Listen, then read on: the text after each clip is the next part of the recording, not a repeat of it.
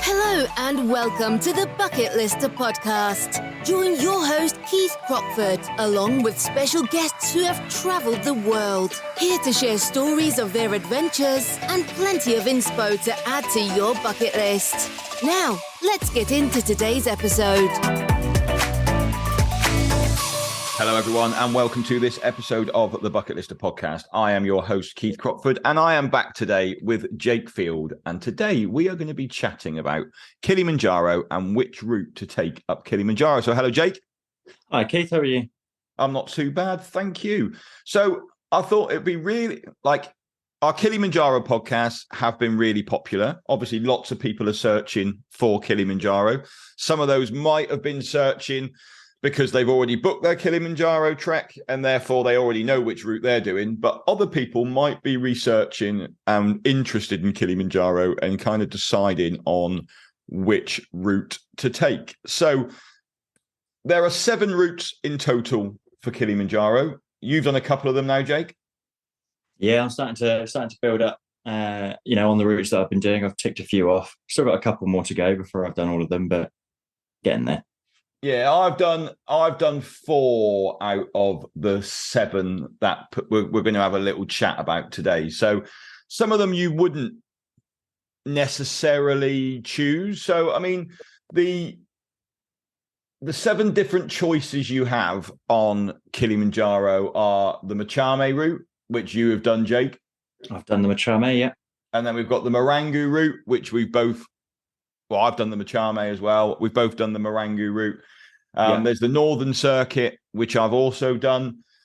I've done 5, not 4. The Lemosho route, which I've also done. Then we've got the Rongai, the Shira, and the Umwe are the 7 different routes on Kilimanjaro. And I think the nice thing about all of them is they come at the mountain from a different angle or from a different side. And I think that's kind of partly what makes the difference with them. And also sometimes the duration as well on the routes. I mean, you've basically got, the shortest route is, the Umwe is the one that I would really discount in terms of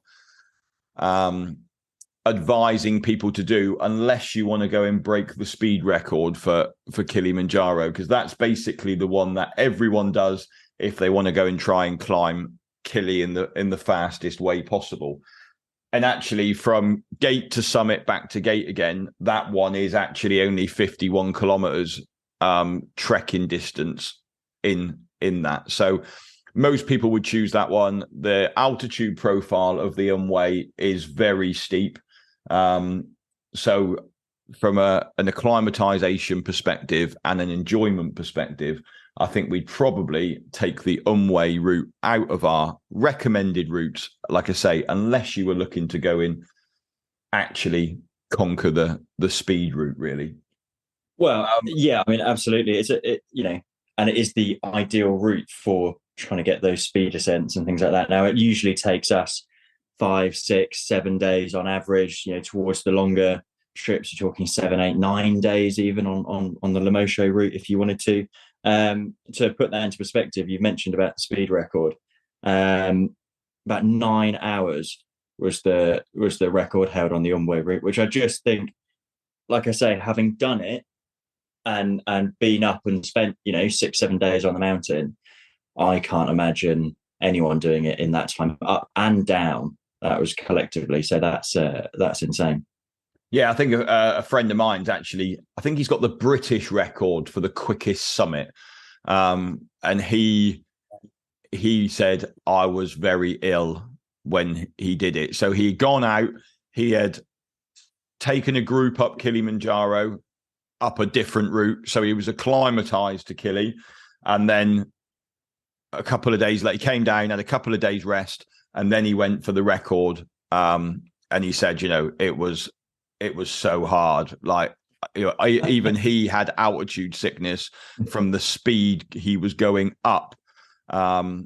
It's not something on my agenda that I think. I love Kilimanjaro and I love climbing Kili.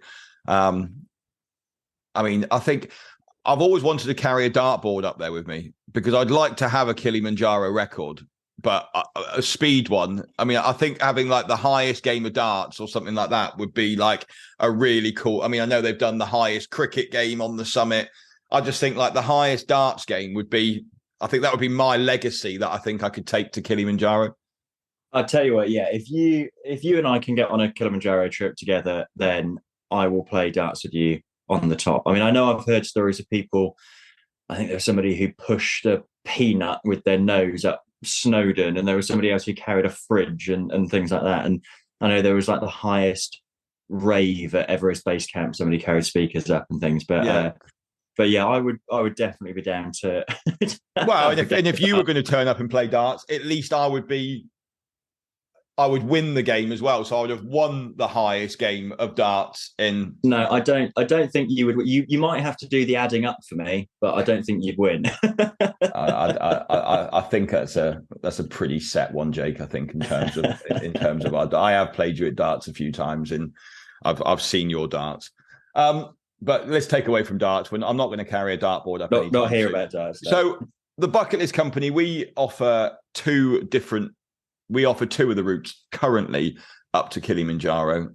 We do the Marangu route and we do the Lemosho route.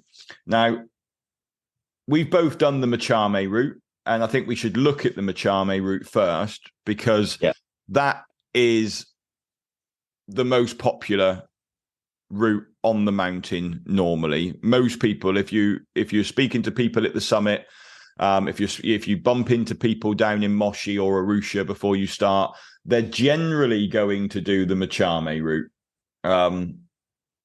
And I think we should look at the Machame route and then potentially look at why we don't offer currently the Machame route as one of the routes that we offer. So do you want to talk us through the Machame route, Jake?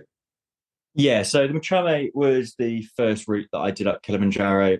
So I think for that reason, it will always be a special one for me. It will always, have a certain amount of excitement and all of that surrounded by it, because it was the first route that I took up Kili. So I do remember it mostly fondly, apart from Summit Night where it was a little bit tougher. But I mean, I think let's be honest. I think whichever route you're going to do, you are still going to have the same Summit Night, no matter which way you are coming from the mountain.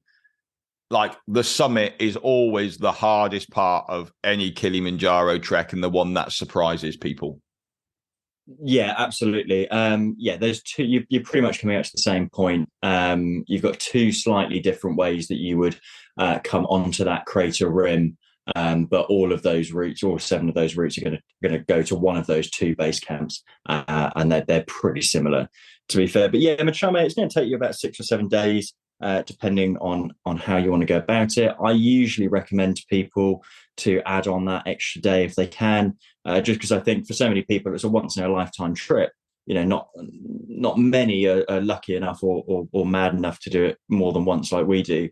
So I would always say 7 days gives you that little bit of extra acclimatization time. But 6 or 7 days, it's tented. So you are going to be camping on the mountain as you go up. You're going to start off at the Machame Gate, which you'll be driven to from your hotel in the morning. And then you sort of start your climb. And on all of the routes on Kilimanjaro, you go through some different climate zones, which I think is part of the appeal and the beauty for Kilimanjaro, is that you get to experience different climates and different scenery every single day. It's a different mountain every single day. You get to see some of the highlights like Stella Point, the Barranco Wall, the Western Breach, things like that. So those are big names of part of the Machame route. Whilst it is an amazing route, it is also incredibly popular. And I think that's probably one of the things that I would put as a downside of the Machame route is it tends to be one of the most popular and one of the most common climbing routes. And depending on the season that you would go, that can sometimes lead to not necessarily queues and things like that, because you can get around people, but it is just busier. And if you're somebody who enjoys going hiking and climbing when nobody else is around, there's a few of the routes that we can suggest. Yeah, I think you're right. I think with the Machame route, obviously there is no real restriction from the national park of how many people can go on to that route at any one time. And that's kind of my downside for that one. It is the popular one. It is the shortest option for a tented route, obviously apart from the Unway, which we've already kind of discounted. But with the Machame route, because you are just in campsites, there's kind of no limit on how many people can enter the gate in the morning, really. Yeah, I mean, although they register everybody and you have to fill out your permits, and there is quite a good tracking system when you enter that national park. You're right, there isn't a limit really. So what you do find is that when there's, if there's space, people will pitch their tents there, and different climbing companies and things like that. So it can get quite busy depending on what time of year you go. Yeah, completely. And I think you're on the, you compare that one to like the Marangu route, for example. Like when you're doing the Marangu route, you are staying in the rainforest. Like your first hut on the Marangu route is Mandara hut, which is actually still in the rainforest itself. Your first camp at Machame camp, you're already kind of come out of the rainforest and you're more into that moorland zone. So Kilimanjaro, excuse me, has 4 different zones in it. You've got the rainforest zone, you've got the moorland zone, then you've got the alpine desert, and then you then go into the glacier zone at the top. So those are the 4 different climate zones you'll go through on a Kilimanjaro trek. And once you are on the Machame route, you only really spend the one night in the moorland zone, because you come out of it pretty quickly and you're quite quick into like the alpine desert, if you like. And if you can imagine what you would think Mars would potentially look like, or the moon would potentially look like, that's kind of the scenery you get in the alpine desert. Really, there is nothing growing there. It is rocks, and that's pretty much it, isn't it? It's amazing. It's like nowhere else I've ever been. And I think saying that you stand on Mars is a really good way of putting it, because you come out of this lush tropical rainforest environment that you're hiking through, and there's so much wildlife, and especially on the Marangu route, where we stay at Mandara huts, it's really common for you to have monkeys coming through the camp and up in the trees, and there's just so much life. And then as you continue on to the next stage, you just notice that changes so quickly and so drastically into more of that alpine desert style. You still get birds circling around, but the wildlife has definitely changed to smaller animals and rodents that would run around and stay mostly hidden, and there's definitely not as much growing up there. So you do start to feel from that point onwards that you're in a little bit more of a tougher environment to survive in. Yeah, so so the Machame route in total is about 60 kilometers, the Machame route from start to finish. And the nice thing about the Machame route is, I think one of its positives is the fact that you go up and come back a different way. Some of the other route, or one of the other routes we're going to be talking about later, you go up and back the same way, as opposed to doing 2 different ones. I always used to think that was a problem.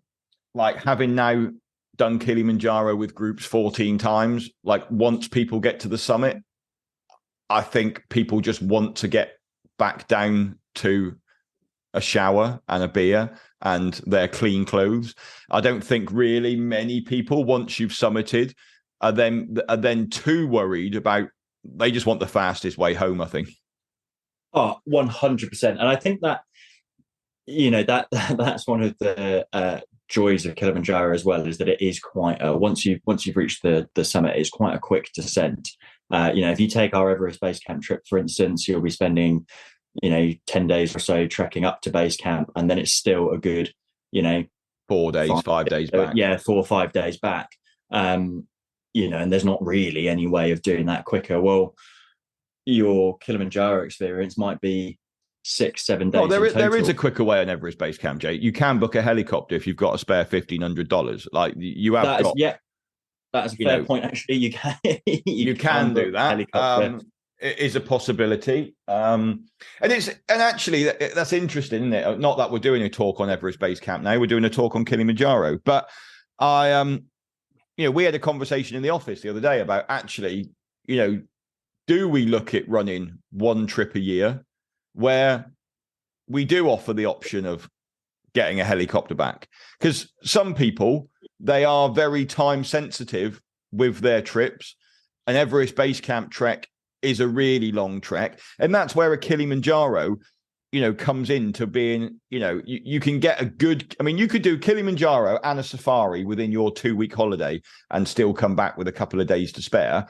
You cannot, Everest Base Camp, you are looking at 3 weeks of your annual leave to go and do an Everest Base Camp trek in reality. But if you were to trek to base camp and then you then fly straight back down in a helicopter, you could suddenly get base camp in a 2-week holiday at that point, which we might talk about that on another podcast. But for today, we're talking about Kili. And actually, the advantage of Kilimanjaro is you can get a really good trip in, no matter which route you take, really, within 2-week leave.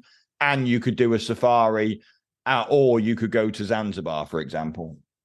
Oh, there's so many things that you can do with your time when you get back down. But yeah, you can do take a 7-day trip or a 6-day trip. You're essentially doing 4 or 5 days up, and then it's a day and a half back down. That's how quick it is. Half a day down from the summit, or a day down from the summit, and then you wake up in the morning and you're coming off the mountain. You're doing that final trip, man. So it's so quick, and some people aren't walking that quick on that last day, are they? Like, after coming down, their knees are pretty battered for some people, and for some people it is that final morning of walking out can be quite difficult for some. Absolutely. But it will still take you, by the end of that day, you will be having that celebratory meal and, a beer. Had a beer and a warm shower. But, this is something that I think when we're talking about the difference in routes, so Machame is, you're going to be camping. That's the only way that you can do it. And that has lots of advantages. But, essentially, it's going to be 6-7 days. You're going to be camping. Marangu, if you're looking at it, as well as being in huts, so that does make a big difference. You have to carry less equipment, so there's less kit that you need to take. One thing that we just need, one thing for the Machame route that we didn't say is just about its altitude profile. And the nice thing about the Machame route is the fact that you climb quite high and then you come back down again for a couple of days before you then gain in height again. So actually, from an acclimatization profile perspective, the Machame route does give you a good acclimatization profile. Yeah, the natural profile of the route that you take in goes up and down, naturally with the features. So you are acclimatized. I do feel personally that you can acclimatize slightly better naturally on the Machame. But what we do to counter that on the Marangu routes is we make sure that we climb. We'll get to our huts in the afternoon, and then we will climb higher in the afternoon. Later on in the afternoon, and we will acclimatize that way. The Marangu route, it was always used to be called the Coca-Cola route. Yeah, didn't it? And the Marangu route, in its basic form, is a 5-day route. We do it over 6 days. We have an acclimatization day at Horombo on the way up. So again, we do. That is realistically the only way on the Marangu route to do a climb high, sleep low again, because it's just constant ascent otherwise all the way up if you do it in 5 days. I've done it in 5 days once before my bucket list company days. I got paid to go and take a group up there, and it was a 5-day route. And the success rate was horrendous. Like, that extra acclimatization day just makes such a difference to people. Like, I couldn't believe back then. I mean, I think I had a group of 15, and I think 6 of us summited on the 5-day route.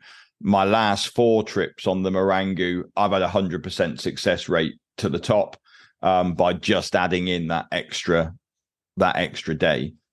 Well, this is something that you and I have been able to figure out through experience. But yeah, when people are looking at the different routes and they're looking at the timeframes, it is hard to understand why, especially if time is an important commodity to you, then you could go, well, 6 days or 5 days is more appealing to me because I can get up and down quicker. But actually, by sticking on that extra 24 hours, it's amazing what a difference that is going to make to your chance of success. The other thing that I wanted to mention about the Marangu route, just because you brought it up in discussion with Machame, was how busy that route is.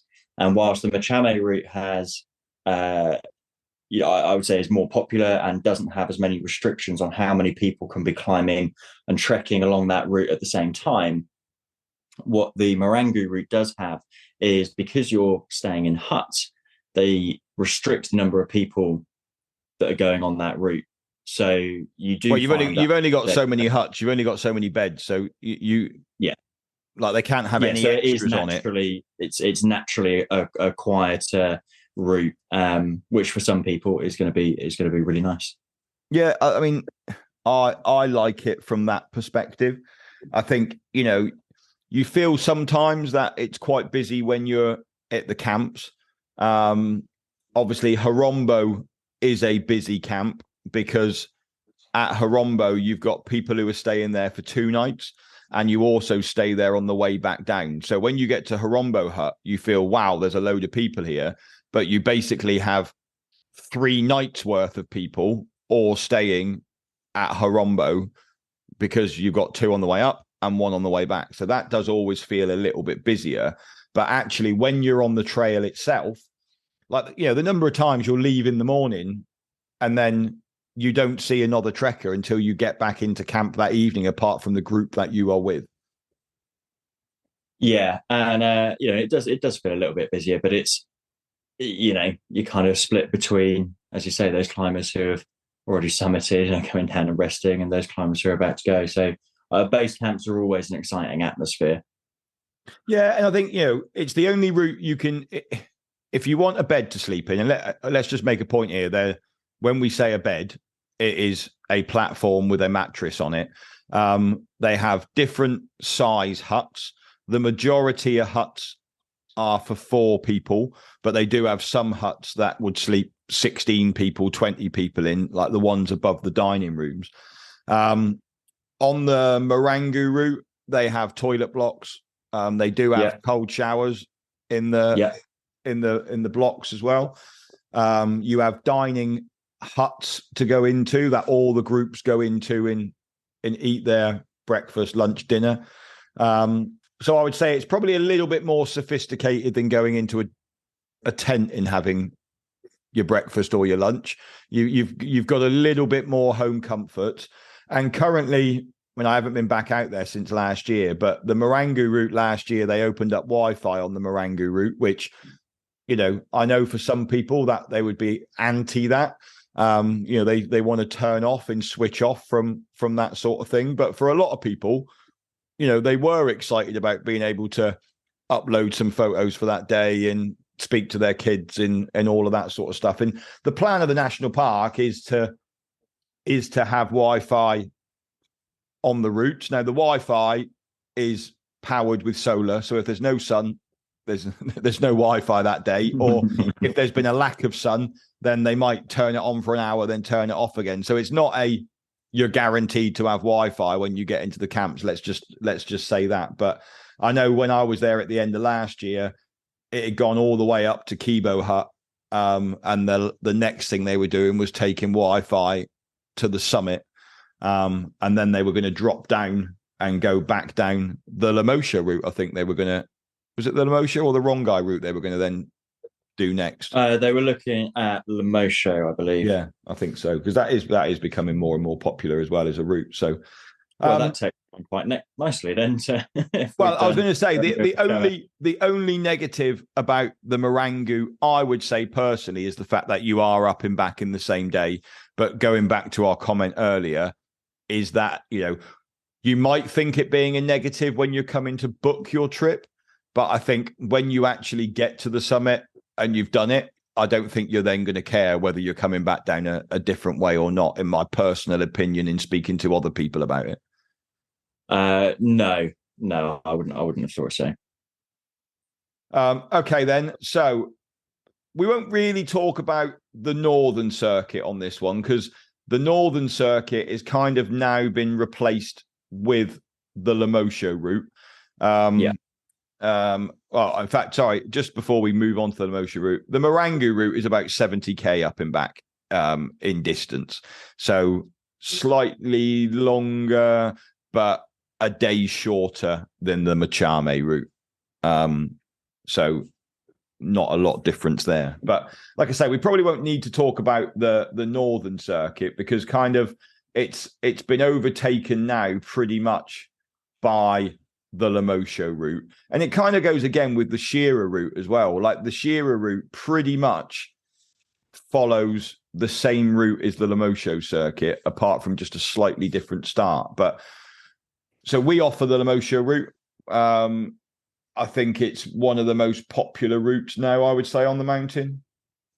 It's definitely gotten there, and I think a lot of it is because of its approach, and it's got a slightly different approach than some of the other routes. Yeah, and again, it approaches. So the Machame approaches from the south. The Marangu approaches the mountain from the southeast, and the Lemosho route is approaching the mountain from the west.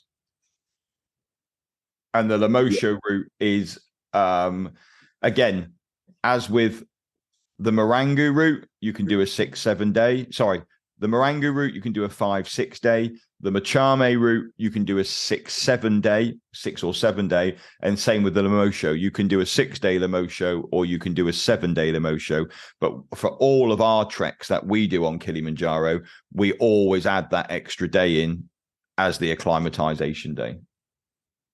Yeah, and it makes a big difference in the success rate of our groups.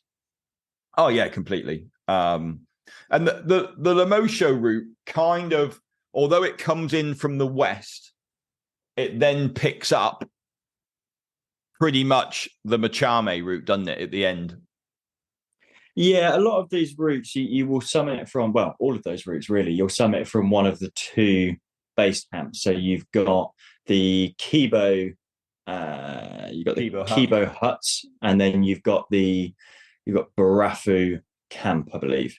Barafu hut or Barafu camp. Barafu camp. Yeah. So those are pretty much in the same location. You can actually see, if you're at Kibo, you can see Barafu and vice versa. So you can actually see where the others approach from. So all of those routes are going to link up to one of those two base camps and one of those two summit camps. So yeah, the approaches will be slightly different. The day-to-day is going to be, again, slightly different until you get to those final few days, or final couple of days, sorry, and then you all link in and it all starts to join up. But those first days at the beginning, that's where I would say you're going to get a big difference between which route that you pick. Yeah, and again, Lemosho is a camping route. And again, the altitude profile on Lemosho is very good as well, because you climb very high up to the Moi Hut, and then you come back down to Lava Tower, Barranco Camp, and then into Barufu. So, you are climbing high again and then sleeping low. So it makes a big difference on the acclimatization. It's just apart from, whereas with the Marangu, it was 70 kilometers. The Lemosho is about 70 kilometers as well. So same distance, but a day longer in trekking time. So you've got less distance to do each day, if you like, than you would do on the Marangu. And also your acclimatization is going to be less height gain per day on the Lemosho than it is on like the Marangu as well. Yeah, absolutely. So that's why we like that one. And I think as well, like Lemosho, you start quite low down. You start pretty much even before the rainforest, then come through the rainforest, and you go through all of those climate zones again. So I do like the Lemosho route. I struggle with it. Do I prefer the Marangu route? I like the little bit of home comfort. I like the huts. I do like the route. I think the scenery on it's stunning. But I think if I had to pick one, then yeah, the Lemosho might just take it, just because of the true style of expedition rather than the Marangu route. But again, like with the Machame route, there is no real restrictions again on the Lemosho route when it comes to how many people are on it. If more people want to do it on the same day you want to start, there's just more people in the camps. There's no limitation on it. I mean, I suppose if you wanted to really oversimplify it, then yeah, that Lemosho route where it's a camping route, it gives it more of an expedition feel. You are in tents, it is a little bit longer. You're going to be eating and sleeping in those, in those tents, and it does just give it more of kind of expedition life feeling. But that's not to say that the Marangu route is much easier. It just has a few more home comforts and completely. I would say the Marangu route is quite a tough route when it comes to like an acclimatization profile. Obviously, from our results over the last couple of years with, I think we had, was it 96% success rate across Lemosho and Marangu last year. So, we are up there in terms of success rate on the mountain with our groups.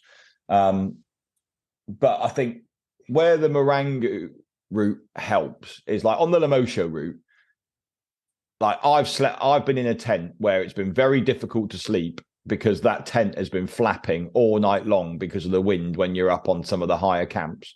Like it's very difficult to kind of switch off when you feel like your tent's going to be blowing around.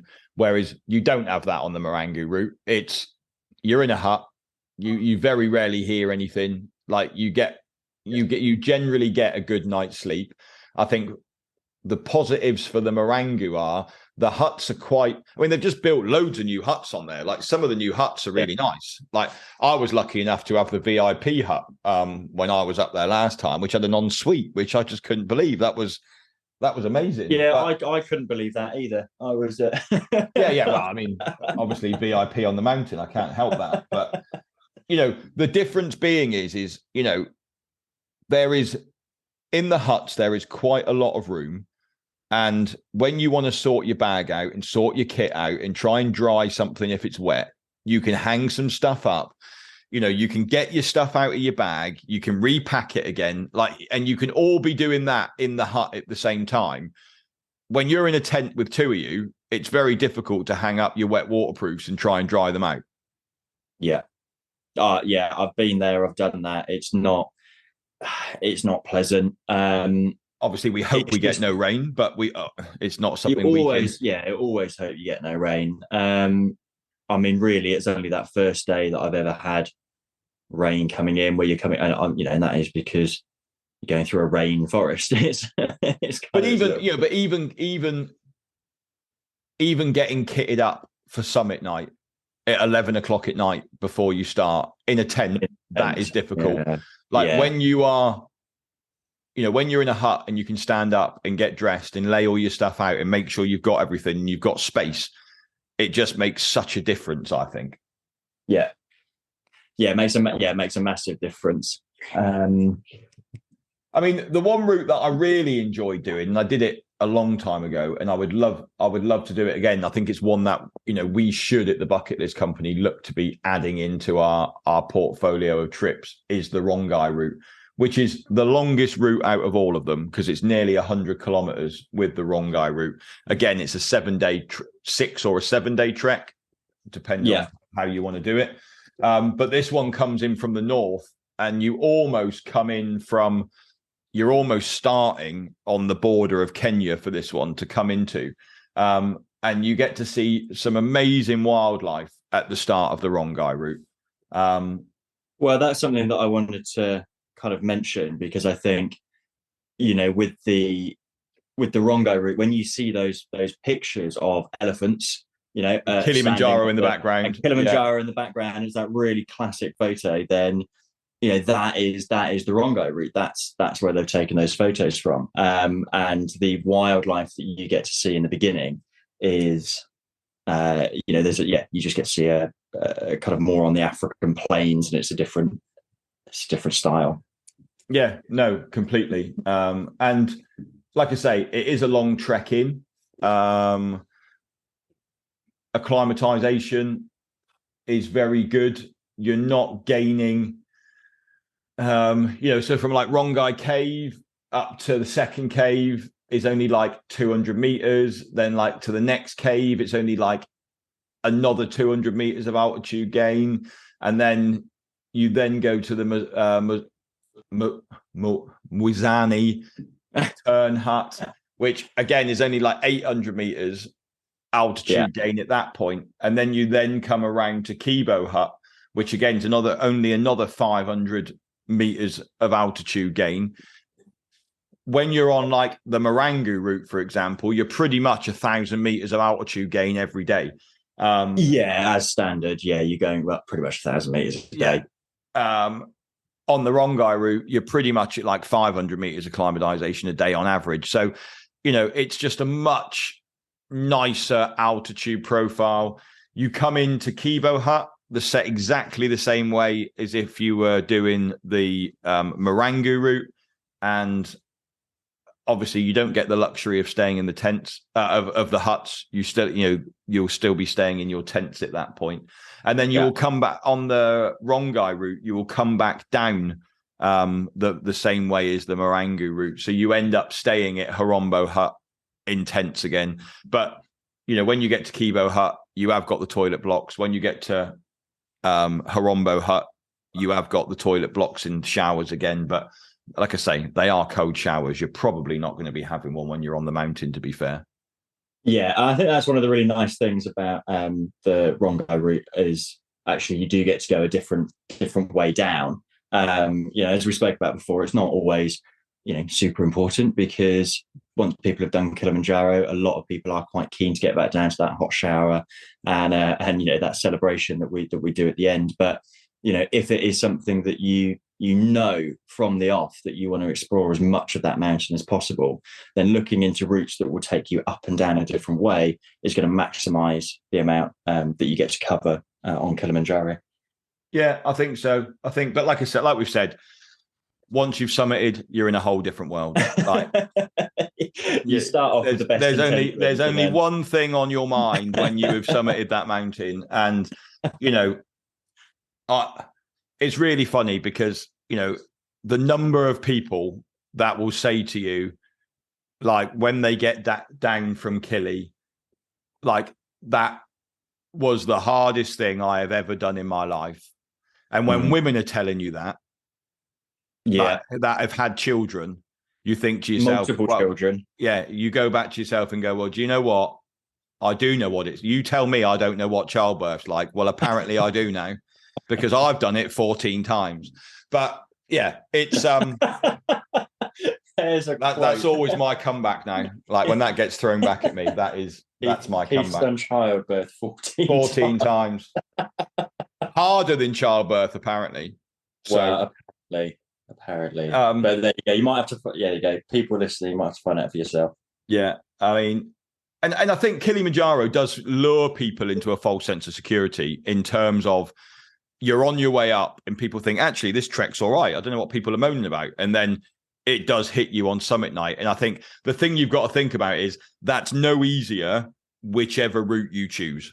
Well, I have had it so far on every single trip I've done at Kilimanjaro. I've had people at the start and, we're doing the nice approach into the rainforest.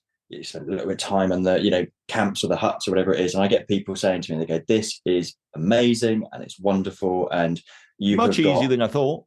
much easier than I thought. You've got the best and the easiest job in the world that you get to come and do this all the time. I go, yeah, I do have the best job in the world. Yeah, easy, we'll see. And then we get to summit night, and they come down and they go, right, I owe you an apology. They went, because at the moment I can't imagine going back and doing that again. As amazing as it was a one and done for me. So the fact that you go back and you've done that more than once. But then, having said that, I've spoken to people a few months afterwards, and I'm always amazed, and they're always amazed at how many people, if you give it a few months, and they're going, actually, I kind of miss it, and yeah, I would go back.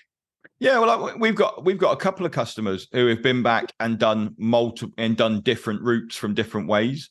I've got one of our customers has done it twice on the same route.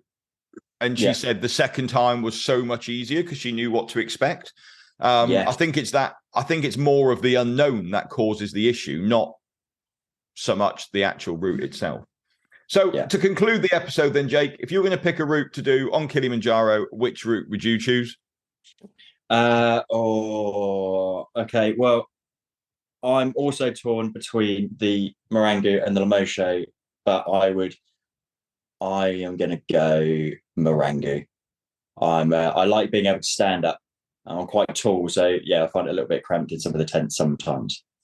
Yeah, I think I'm going to have to agree with you and go, I would probably go the Marangu as well, closely followed by the Lemosho. But I think if we added the wrong guy into our list of trips, then I think I would love to do that one again, because I've only done that one once. I've done the Marangu quite a few times now. And just to throw a spanner in the works, the Machame is always going to be special to me. So I know we've gone through like half of them as ones that we would do again, but yeah. And maybe one day I'll do the Unway and just tick it off. Like maybe I'll go for the slowest record on the Unway or something. Maybe I could. There you go. But if you are thinking of doing Kilimanjaro, then we've got loads of resources on our website, and I'll put some of the resources in the notes for this podcast. We have got our Ultimate Kili Guide, which basically goes into all of the routes and is really detailed. I'll put a link so you can download a copy of that.